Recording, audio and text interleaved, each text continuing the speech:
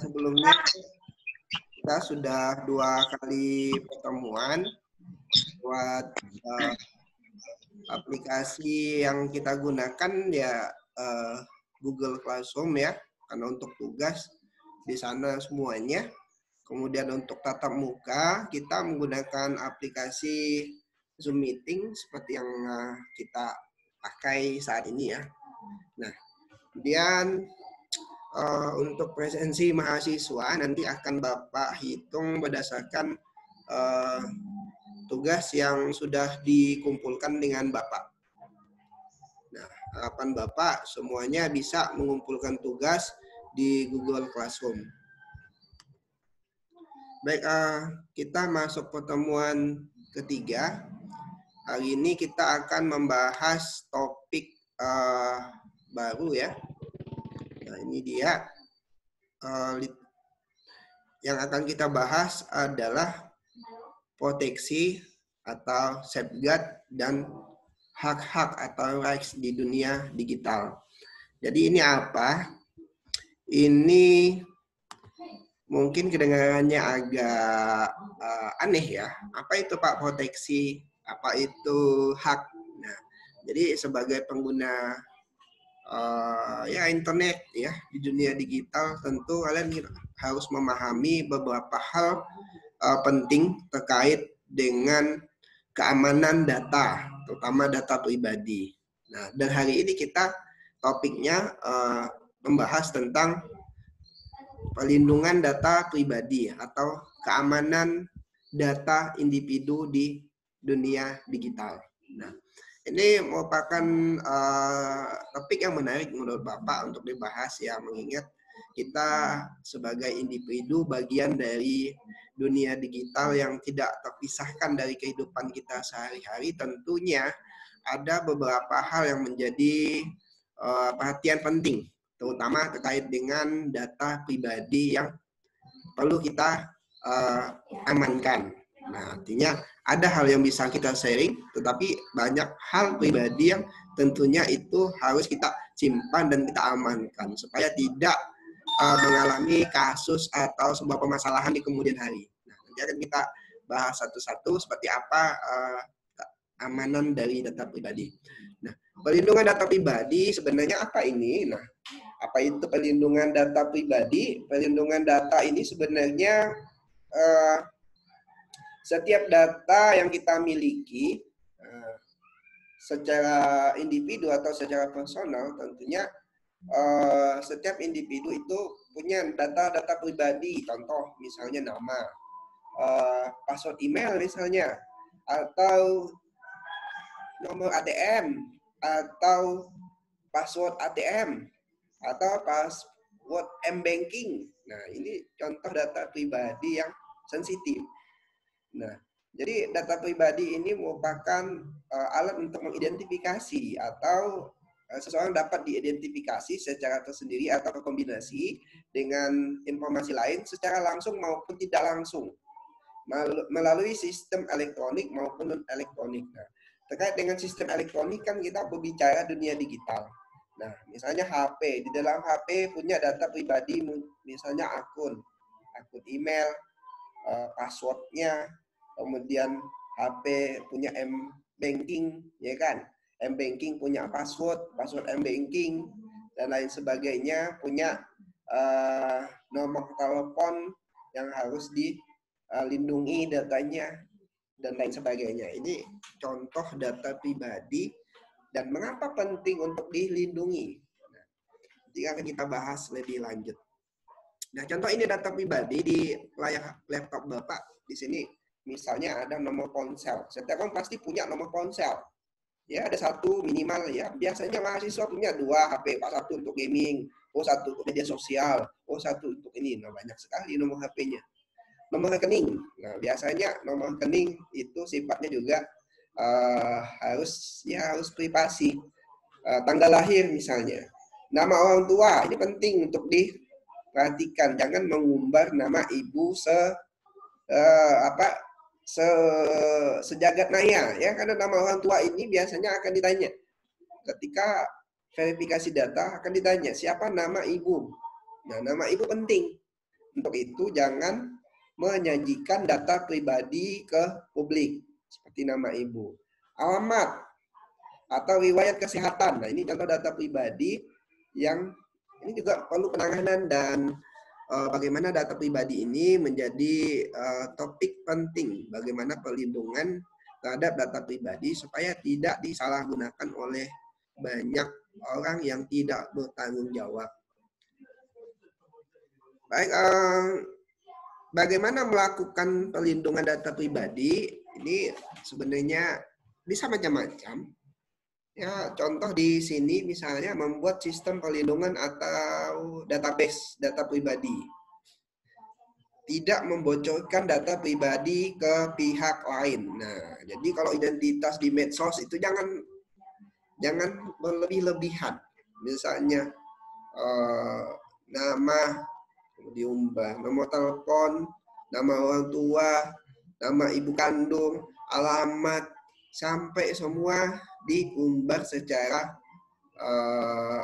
di medsos dan terbuka untuk umum. Itu sebaiknya itu dihindari supaya tidak terjadi pencurian data pribadi. Tidak mengekspos data pribadi karena publik, baik online maupun offline. Nah, terutama yang online ini. Jadi data pribadi itu sebaiknya tidak diekspos ke publik seperti di medsos. Nah, banyak kita temukan, jadi ini penting ya untuk dipahami. Selalu memperbarui antivirus di komputer dan ponsel pintar. Nah, di komputer biasanya, wah komputernya kena virus Pak, ini HP-nya kena virus, datanya hilang, dan lain sebagainya. Jadi ini juga penting sih antivirus ya. Nah, mengedukasi seluruh pihak tentang perlindungan data pribadi. Nah, ini kebetulan kita masuk dalam topik ini, jadi tepat sekali mata kuliah literasi digital ini sebagai bentuk untuk mengedukasi mahasiswa, terutama ya bagaimana melek teknologi, sekaligus juga memahami bagaimana literasi digital. Nah, jadi literasi digital mengajarkan satu di antaranya bagaimana bisa mengedukasi pentingnya perlindungan data pribadi. Dan setelah mata kuliah ini harapan Bapak ya tidak ada lagi mahasiswa yang umbar data pribadi ke publik, terutama ya di medsos misalnya. Karena mungkin saja itu bisa disalahgunakan. Orang yang punya niat tidak baik misalnya bisa memanfaatkan data pribadi misalnya dengan membuat akun cloning, ya kan, banyak foto-foto pribadi kemudian diumbar di media sosial, kemudian dimanfaatkan, kemudian ada akun cloning yang tidak bertanggung jawab, atau karena passwordnya mudah ditebak, kemudian akunnya dibajak dan disalahgunakan untuk hal yang tidak diinginkan. Tentu itu semua bisa kita hindari kalau kita memahami betapa pentingnya perlindungan data pribadi. Baik, kita lanjutkan. Mengapa penting data pribadi? Nah, ini tadi sudah disinggung juga bahwa data pribadi ini harus dilindungi sebab jika jatuh ke tangan orang yang tidak bertanggung jawab bisa disalahgunakan. Contoh sajalah misalnya begini, ketika pacaran, dengan yayangnya dengan bebeknya ya, bebek ya, apa ya namanya ya, doi misalnya. Wah, ini akun Facebooknya ini ya, oh ini passwordnya ini ya, oh ini pin ATM-nya ya, wah sampai pin ATM juga dikasih ya, luar biasa. Jadi sebisa mungkin ya termasuk dengan orang yang dekat kita itu jangan membagikan data pribadi. Jangan membagikan data pribadi, apalagi PIN ATM atau password email dan lain sebagainya.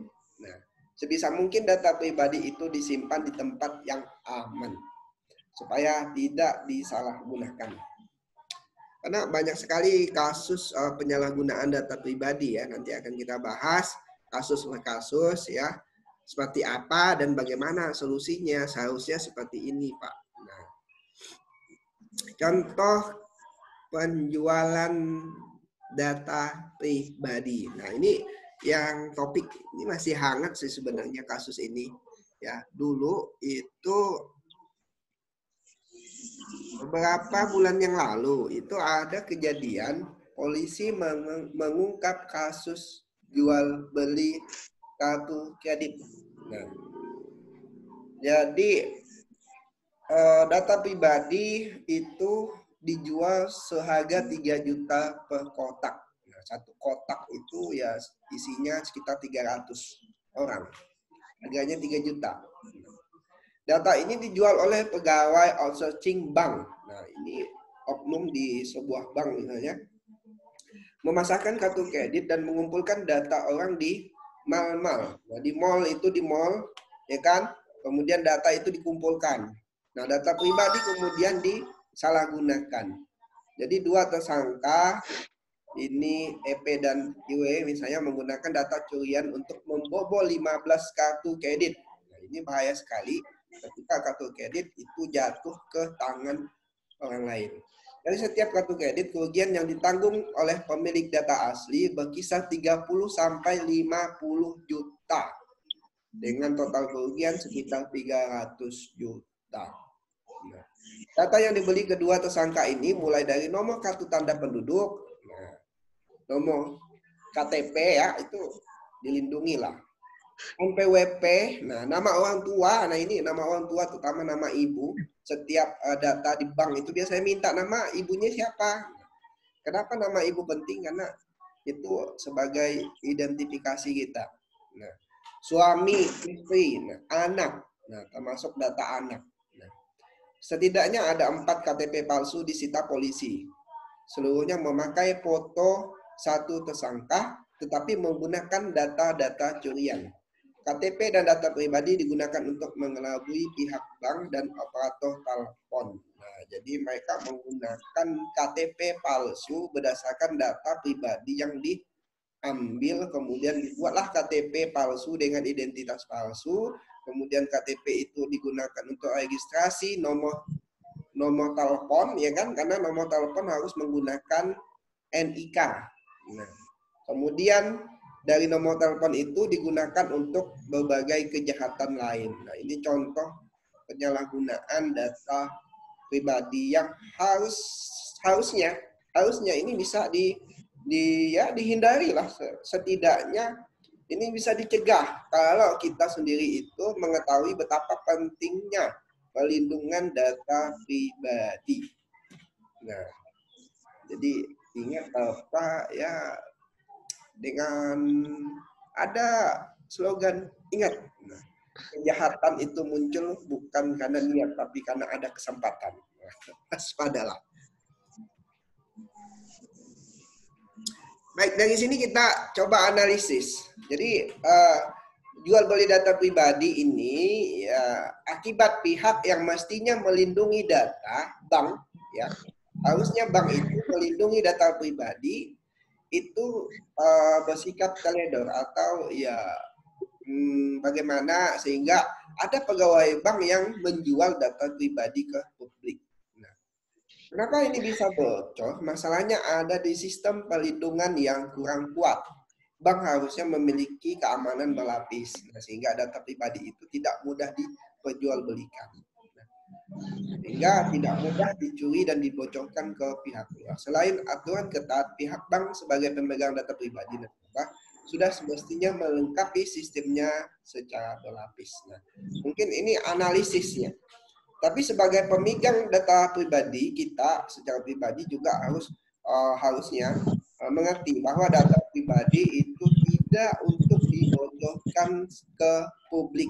Nah, coba lihat di medsos, lihat status profil misalnya, di sana banyak sekali data pribadi, status hubungan, email, nomor telepon, alamat, sampailah makan pun diposting di medsos, lagi makan, oh lagi bobok ciang, oh lagi ini, semua diposting di Facebook, di Instagram, di WhatsApp misalnya.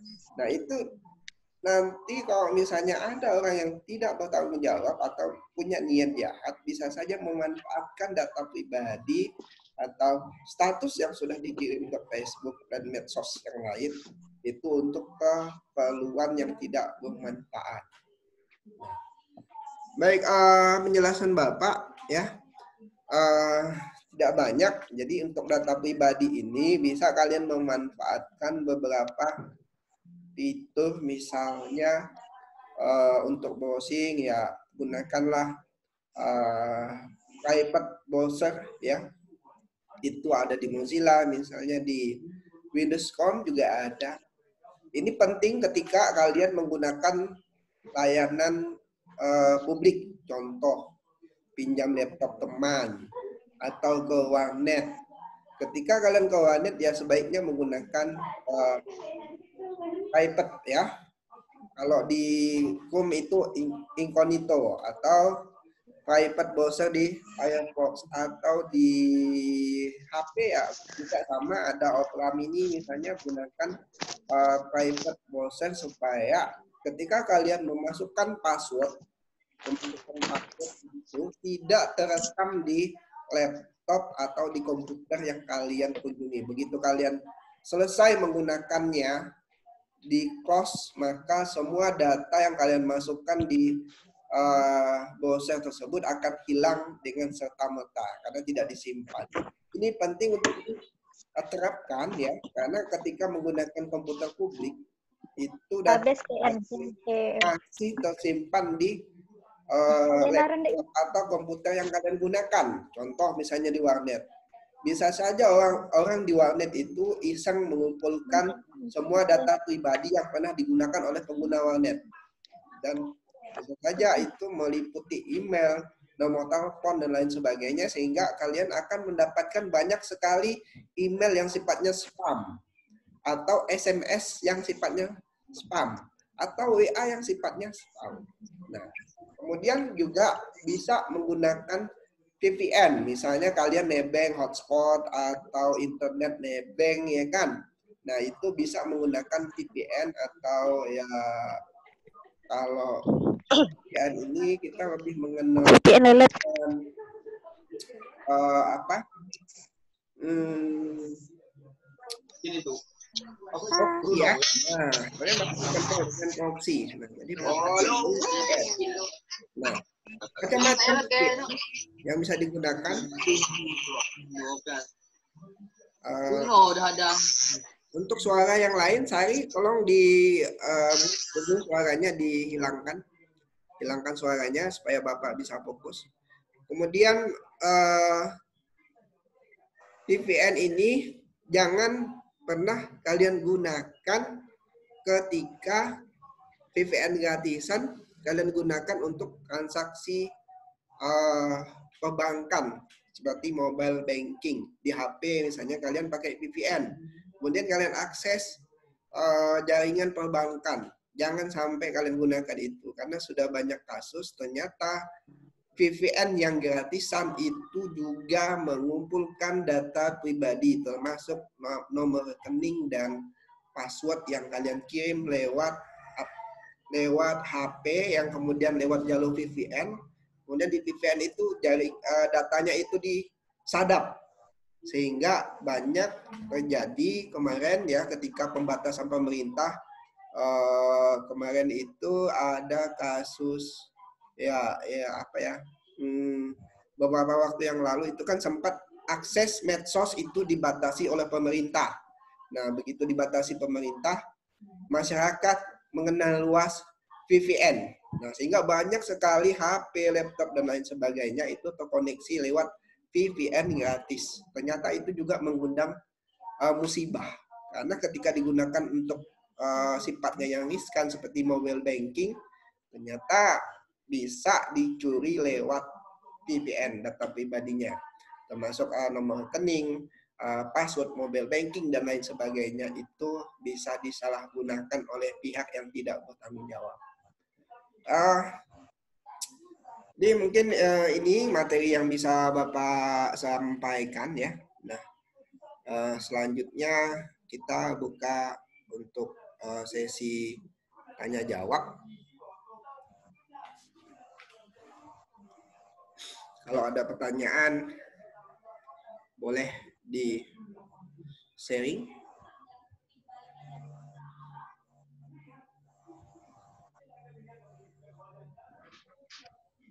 Ya, semuanya ada 37. Ya, Bapak unmute semua suaranya supaya bisa berinteraksi. Baik. Ada cewek cantik. Oh my god. Oh, live streaming bos. Mohon jangan terlalu tinggi supaya Cewek. Oh. Lah ada dosen yang tadi doh. Ma, ini kan aku waktu itu dulu. mohon suaranya tidak terlalu bising supaya kita bisa berinteraksi. Kedengaran aku Kita videonya ini itu anu gajah. Cewek cantik. ya, Sabania, Selfie Patina, videonya. Tia, videonya. Uci, Yoga, Anuka, Andini.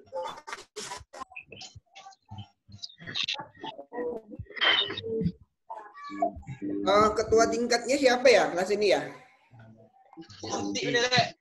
Yang berisik lagi. Arina. Ya, siapa? Arina Salpa. Lupa. Kelas ini ada berapa jumlahnya?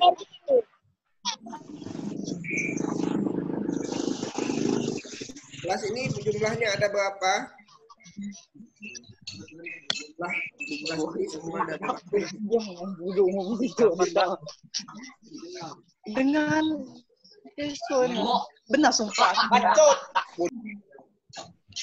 Halo? Pak. Ada berapa di kelas ini? 38, Pak. Siapa nih? Video call sebenarnya.